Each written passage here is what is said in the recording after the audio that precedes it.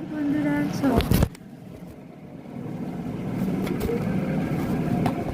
সবাইকে good afternoon.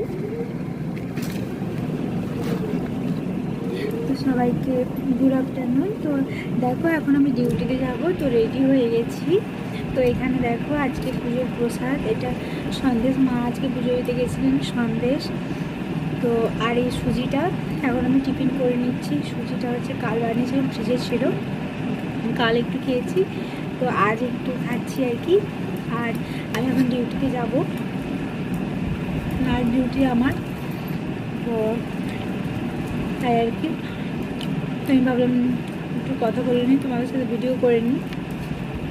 তো তোমরা সবাই কী করছো, কে কে এখন টিফিন করছো, তো কমেন্টে জানিও।